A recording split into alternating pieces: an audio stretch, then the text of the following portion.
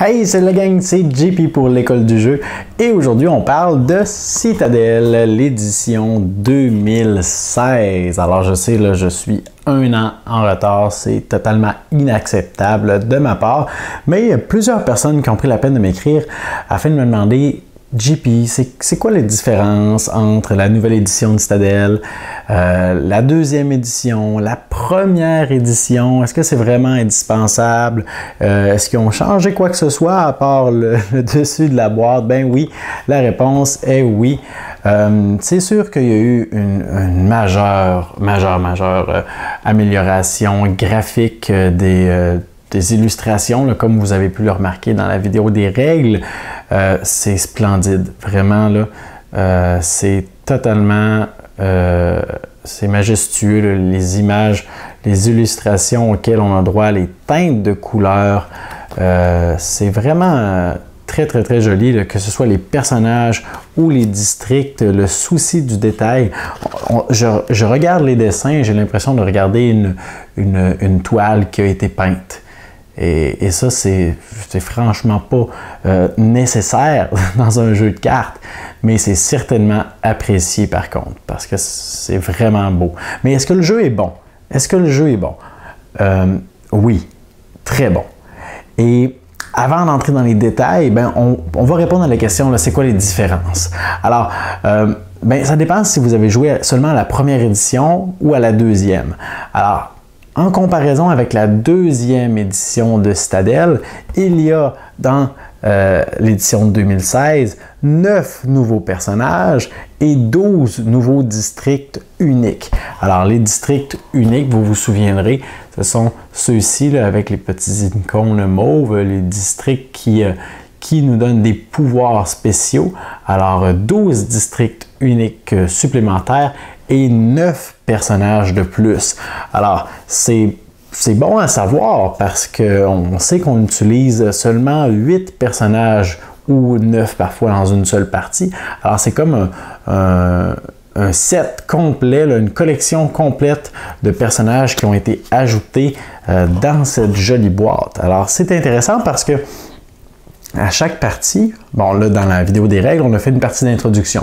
Alors avec la mise en place qui était suggérée, les personnages correspondants, mais aussitôt qu'on a fait une partie, on est libre de choisir les personnages de notre choix. Là, et on peut les piger, on peut décider qu'un joueur décide d'un personnage chacun et on décide comme ça là, des personnages qui vont être dans la partie. On a une partie différente à chaque fois parce que des personnages, il y en a, c'est incroyable. Je les ai vraiment, en fait, je suis loin de les avoir tous testés encore. Et ce qui est bon de savoir aussi, c'est que pour chaque valeur, alors on se souvient que l'assassin est de valeur 1.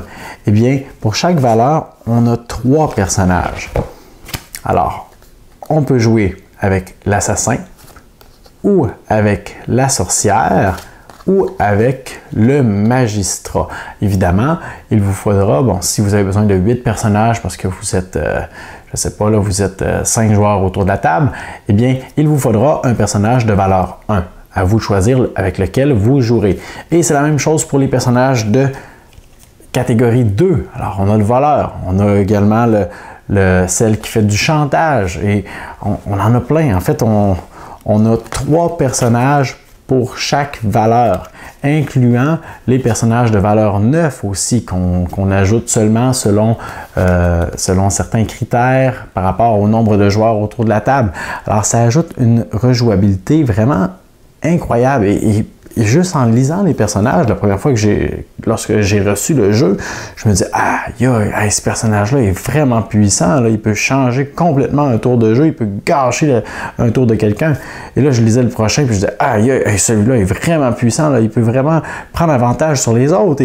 Et franchement, il y a une grande richesse dans ce large éventail de personnages-là. Alors ça, c'est vraiment un très gros plus d'avoir autant de personnages dans la même boîte sans avoir besoin d'acheter des extensions. C'est super parce que je pense que justement Citadel c'est largement inspiré là, de ce qui avait été fait avant parce que tous les personnages, les districts qui ont été dans le jeu de base, dans l'extension et même dans la deuxième édition se retrouvent là-dedans.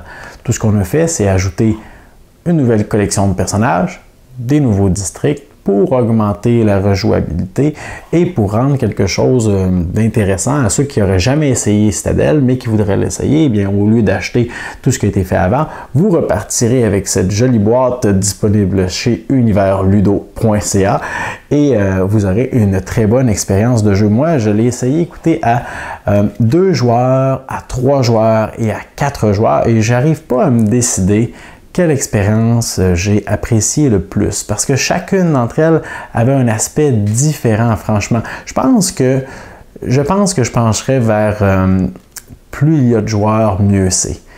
À 2 joueurs, c'était vraiment bien, là, parce que c'est un autre aspect, là. Chaque joueur a 2 rôles, et à 3 joueurs également, là. Chaque joueur a 2 rôles, on joue donc 2 fois dans un tour, et on peut jouer une carte en préparation pour l'autre, c'est vraiment intéressant, mais à plusieurs, c'est l'aspect imprévisible qui est amusant. Je peux prendre un personnage, je peux prendre l'assassin, mais c'est le seul rôle que j'ai dans mon tour. Est-ce que je suis vraiment prêt à renoncer à tous les autres pouvoirs qui sont tellement forts, tellement intéressants, juste pour ruiner le tour de quelqu'un? Est-ce que je suis vraiment prêt à faire ça?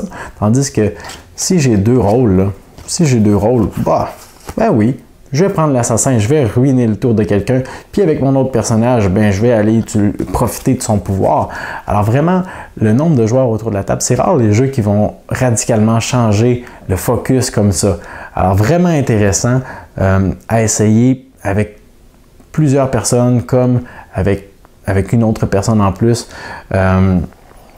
En plus de vous-même, jouer à 2, dans le fond, c'est ça que j'essaie de dire. Ça va vous donner, vous allez pouvoir faire votre propre idée. Sinon, pour le temps nécessaire pour jouer, ben c'est certain que ça va dépendre de la vitesse à laquelle vous allez construire vos districts. Et également, ça va dépendre du fait de si vous laissez les autres faire. Parce qu'on a toujours un personnage qui est agressif, qui va permettre de détruire ce que les autres font. Si tout le monde joue sa petite partie, c'est possible que moi, je décide de clencher comme une flèche et de construire des petits districts le plus rapidement possible avec des petites valeurs pour essayer de marquer un nombre de points respectable, mais de finir la partie rapidement avant que les autres joueurs n'aient pu commencer à faire quoi que ce soit. Mais c'est pour ça que c'est important de regarder ce que les autres font, essayer de prévoir les cartes qu'ils vont prendre, essayer de leur mettre des bâtons dans les roues, et c'est là que le jeu entre les 2 oreilles commence, là. Ah, celui-là a beaucoup de bâtiments religieux. Je pense qu'au prochain tour, il va prendre le bishop. Donc, moi, je vais prendre le voleur, parce que je vois qu'il y a beaucoup d'argent déjà, et je vais le voler avant que son tour commence, ou je vais l'assassiner avec l'assassin avant que son tour commence, et là, il va perdre son tour. Mais là, peut-être que le joueur qui veut jouer le bishop sait que les autres joueurs savent qu'il va prendre le bishop, alors il va prendre un autre personnage. Si vous me suivez. Alors bref, c'est vraiment un jeu intéressant de bluff où on essaie de prédire ce que les autres vont faire, mais c'est pas vraiment du bluff non plus. C'est unique comme expérience et c'est pas compliqué, là, ça s'explique tellement rapidement, ça se joue vite, il y a pas de... Les tours sont pas longs. Il y a très peu de choses négatives à dire sur Citadel, outre le fait que ben, c'est pas un gros jeu, c'est pas rien de super complexe. Peut-être que les joueurs vont avoir l'impression que bof, les personnages qui ont été mis là changeaient pas vraiment la partie, ou peut-être que certains vont être frustrés de s'être fait tuer 3 tours d'affilée par l'assassin, ou peut-être que certains vont trouver ça long. Avant d'avoir un bon choix de carte, parce que le roi est jamais disponible à ce moment-là et c'est toujours quelqu'un d'autre qui s'assure d'être là, de prendre la carte du roi pour jouer en premier. C'est tous des petits détails comme ça qui vont peut-être affecter l'expérience de jeu de quelqu'un. C'est sûr que se faire voler plusieurs tours d'affilée, c'est frustrant. Ça nous limite aussi. Mais ça fait partie du jeu, il faut essayer de trouver une façon d'éviter ça, là. Mais bref, c'est ce que j'avais à dire sur Citadel. Un jeu, franchement, je ne m'attendais pas à ça. Et ce jeu-là va occuper une belle place de choix dans ma bibliothèque de jeux parce que ça sort avec n'importe qui, n'importe quand et du plaisir assuré. Alors, j'espère que j'ai pu vous répondre à vos questions, vous faire découvrir à la limite Citadel si vous ne le connaissiez pas déjà. Et vous pouvez me faire part de votre personnage préféré dans les commentaires. Alors, je ne sais pas, si vous avez cette édition-là, dites-moi, parmi tous les personnages disponibles, je vais les mettre en endroit. Parmi tous les personnages disponibles, lequel est votre préféré? Lequel aimez-vous particulièrement jouer?